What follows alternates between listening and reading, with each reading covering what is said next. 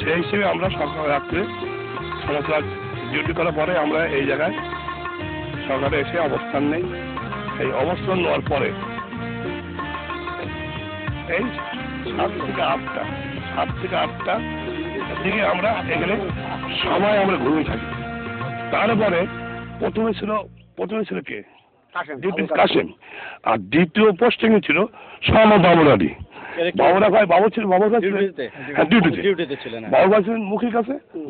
আর কাসেম ছিল ওই ওনার শ্বশুরবাড়ির যে সংলগ্ন ওনার শ্বশুরবাড়িতে ছিলেন আর কি। সেখানে ও রাত জায়গা ও অলরেডি ঘুমিয়ে পড়েছিল। আর বাবুর ভাই এই জায়গায় ডিউটি ছিল, এই জায়গায় বাবুরা তো অলরেডি তখন ঘুমান নাই, উনি ডিউটিতে ছিলেন। হঠাৎ তাকাই থাকে যে খাকি পোশাক পরা লোকজন চারিদিকে ঘুরঘুর করছে। হঠাৎ তাকাই থাকে সকালবেলা। এখন তখন উনি আর কি প্রথম ফায়ার দেন। ফায়ার দেওয়ার পরে 2-3টে ফায়ার দেওয়ার পরে আমাদের সবার ঘুম ভেঙে গেল। ঘুম ভাঙার পরে তারপরে দেখি যে চারিদিকটা ফায়ার হচ্ছে। এই ফায়ার হলেই তখন যুদ্ধ শুরু হয়ে যায়। যুদ্ধ শুরু হলে আমাদের মুক্তিযোদ্ধারা তখন এই ঘরের মধ্যে সব ছিল, ঘুমায় অবস্থা ছিল। ওই একটু ফায়ারের যখন একটু থমথম ভাব, সেই সব সমস্ত যোদ্ধারা সব বেরিয়ে জাস্ট পজিশন নেবে। এই পজিশন নেওয়ার পরে সেখানে তখন অলরেডি যুদ্ধ চলছে। এই যুদ্ধটা চলে প্রায় ঘন্টা 2 ঘন্টা মতন যুদ্ধ হয়। এখন এর পুরো বিবরণটা এখানকার যে স্থানীয় আমাদের হামিদ ভাই, তিনি আমার সহযোদ্ধা, তিনি সম্পূর্ণ পুরোপুরি দিতে পারবেন। এরপরে যখন আমরা গুলি থেমে গেছে, টুকটুক করে বর্ষা হচ্ছে, আমরা সাধারণ স্যার এবং আমি ভারী রয়েছে। দেখা যাচ্ছে যে নানান দিকে কান্দাকাটা করছে এবং হাবলু ভাই গুলি লেগে হাবলু ভাই এক দোলে পড়ে গেছে। হাবলু ভাই পড়ে গেছে গুলি লেগে, এবং আমি মনে করলাম মনে হয় বিহারি, কারণ লোকের তখন খবরটা দাঁড়ি টিয়ারা অন্যরকম, আর আমার ভোরায় দেখা গেছে, এর মধ্যে দেখা হয়নি। আমি তখন বিহারি বলে গুলি করতে যাবো, এরই মধ্যে বলি হামিদ ভাই আমি পানি খাবো। আমার নাম জানিয়ে দিদি কোলের কাছে গেল, যেটা আমার চিন্তিত হাবলো তো বাঙালি। যাক, আমার পাকিস্তান ট্রেনিং ছিল আমার, আমি পানি দিলাম না, জানি যে পানি দিলেই মারা যাবে। আমি ওই লোকের ঘাড়ে নিয়ে আমি নদীর ধারে রাখলাম। রাখার পরে পাশে একটা বাড়ি ছিল, সেই বাড়ি গিয়ে দেখি রান্নাঘরেতে আমি রান্নাঘর দরজা ভেঙে একটা কলস নিলাম, নিয়ে রাইফেল কাছে রেখেছে। কলস নিয়ে আমি নদীতে সাঁতার দিলাম। কিছু দূর গেলে ইন্ডিয়াতে নৌকা আসলে আমি সেই নৌকোয় চলে আসলাম।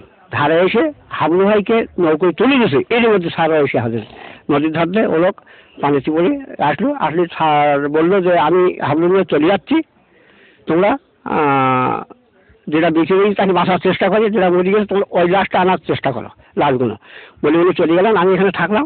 থাকার পরে হাবলুটা আমার খুবই খারাপ, ভুড়ি গেছে, হাত গুলি লেগেছে, দেখলি মানে অত্যন্ত এইবারে আমি চলে আসলাম।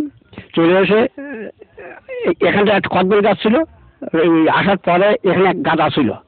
এসে দেখি যে একটা লোক পড়ে গেছে, নাম হলো হিন্দু, নামটা নারায়ণ, আমার নারায়ণদা পড়ে গেছে। কোন জায়গাটা নারায়ণদা পড়েছিলেন? একটু আমরা জায়গাটা দেখি। একটা পা রয়েছে বেড়ার উপর, আর একটা ভেতরে, আর দেহটা নালার মধ্যে কিছু দূরে গেছে, ওই মারা হয়ে গেছে। হ্যাঁ, নারায়ণদা মারা হয়ে গেছে। এখানে গাদা ছিল, হ্যাঁ বিচলি গাদা ছিল, এখন বিচলি গাদা ছিল। এখন মানে ওই নাড়া গাদার মধ্যে খানিকটা গেছে, আর পাখান একটা ভেতরে, আর একটা পা ওই নাড়া ওই ঠিক ওই বেড়ার উপরে মারা হয়ে গেছে। আর ওনাকে আমি নিয়ে আসলাম। আর শামসুর বলে একটা লোক ছিল, শামসুর দোকানদার।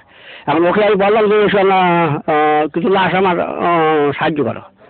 ও আমার দেখে দৌড়। এই কথাটা আজকে আবার এখন এনার সঙ্গে বলছিল সেই শামসুর যে হামিদ ভাই আমার গুলি করে মারছিল। আর যে তোমার তো গুলি করে মারছিল না, আমি বলছিলাম লোক ধরে পারলে আমার সাহায্য করো, তুমি পরিচয় করছো। তো এই জন্যই যাক শিলকা আছে বোধহয় এখানে। ওখানে পড়ার পরে তারপর দেখি যে আরো লাশ ওই ওই পুকুরের খালে তুলে পড়ে গেছে, আমাদের সাতক্ষীরা নাজমুল ভাই ওখানে পড়ে গেছে এই জায়গায়। আমরা অবস্থানটা জানি, মুক্তিযোদ্ধা বীর মুক্তিযোদ্ধারা কোথায় কিভাবে ছিলেন, আপনি ভাই একটু বলেন। এই যে ভিতটা দেখাচ্ছিল, এই ভিতটা এই জায়গায় ছিল একটা গ্রুপ মুজাহিদদের 25 জনের একটা গ্রুপ, তার মধ্যে কিছু এখানে ছিল। এখানে ঘর ছিল, এখানে একটা ঘর ছিল, চাচের ঘর, আটতলা ঘর, আটতলা ঘর ছিল। এই পাশে একটা 8তলা ঘর ছিল। এখানেও এই শাহজাহান মাস্টার এবং হামিদ ভাই এদের গ্রুপটা ছিল এই সারের আন্ডারে, এখানে 5-6 জন ছিল, আর বাকি জন ছিল এই ঘরটা। আর যারা ছাত্রদের ঘরটা এইখানে একটা ভিত ছিল, এটা ছোট ঘর, এখানে আমাদের 15 জনের একটা গ্রুপ এই জায়গায় থাকতো। আর ওই সামনে এই যে রাস্তা আছে না, এই যে রাস্তা, হ্যাঁ সামনে ওই জায়গায় ওই কি বলে, কিসের বেড়া বলে ওই না কলমির বেড়া ছিল, সেই হ্যাঁ কলমির বেড়া ছিল, কলমির বেড়া পাশ দিয়ে বাংলায় ডিউটি করছিল। উনি প্রথম এই খামের দেখতে পাওয়ার পরে এইখান থেকে ফার্স্ট ফায়ার উদ্বোধন করেন। উদ্বোধন করার পরে আমাদের যে সমস্ত মুজাহিদরা জেগেছিল তারা তার সেই বাইরে আসে, বাইরে এসে ফায়ার উদ্বোধন করে। এবং আমরা ছিলাম এই পাশে, এখান থেকে ফায়ার হওয়ার পরে আমরা বেশ আধা ঘন্টা পরে যখন ফায়ার বন্ধ হয়ে যায় তখন আমরা বেরিয়ে এসে আমরা যাচ্ছি, এইখানে একটা বেড়া ছিল সজনে গাছ, আর এই ওই কলমি গাছে বেড়া ছিল। এখান থেকে আমরা পার হয়ে এই সাইডে যখন যাচ্ছি সেই সময় খানেরা দেখতে পাওয়ার পরে আমাদেরকে আক্রমণ করে। এইখানে আমি আহত হই। এইখানে কাজরের এই যে ফ্রন্ট জায়গা আছে এইখানে কাজরের মুখে গুলি লাগে। এলএমজি ফায়ার দেয়, সেই গুলিটা কাজরের খোকনের লাগে, আর কাজরের লাগে সামনে, ওর এইখানটা গুলি লাগে। দুজনই স্পটে মারা যায়, তারপরে আমার গায়ে গুলি লাগে। এইখানে কাজল এবং খোকন দুজনই মারা যায়। হ্যাঁ, আমার গুলি লেগেছিল এইখানটা, প্রথমে লেগেছিল বুকি, তারপরে হাতে, তারপর পায়ে। ও সরি, ভুল হয়ে গেছে, আমার ভুলটা হয়ে গেছে এইটাই, প্রথমে হাতে গুলি লাগে, এইখানটা হাতে গুলি লাগে। হাতে গুলি লাগার পরে এইখানটা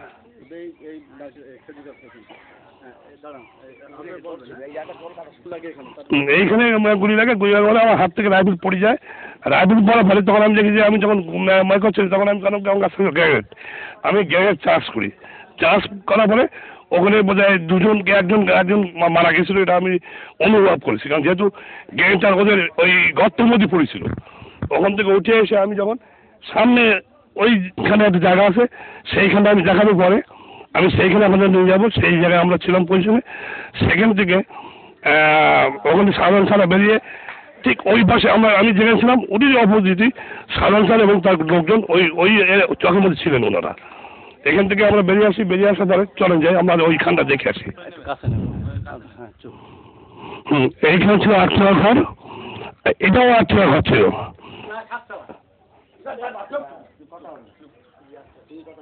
এটা 7তলা ঘর ছিল, আমি তো একবার দেখেছি, এটা হতে পারে এটা রান্নাঘর ছিল। এইখানে ছিল রান্নাঘর, আর এটা ছিল এইখানটা ছিল গোয়াল ঘর, মানে ঢেকি ঘর। এটা গোয়াল ঘর না, ঢেকি ঘর। ঢেকি ঘর এবং এই 8তলা ঘরের মাঝখান থেকে সরু একটা জল মতো না, ওই বর্ষার পানি, এই পানি পড়ার জন্য একটা পথ ছিল, ওর মধ্যে আমি ঢুকে গিয়েছিলাম। মানে গুলি লাগার পরে আমি যখন ওখান থেকে দৌড়ে এসে এই জায়গায় যখন আমি আসি, তখন সামনে এলএমজি পোস্টিং ছিল একজন, সেই এলএমজি বিরাজ মারলেই বুকে লাগে আমি পড়ে যাওয়ার পরে তারপরে ওই পড়ার আগে বুকি এবং পায়ে দুটো গুলি লাগে।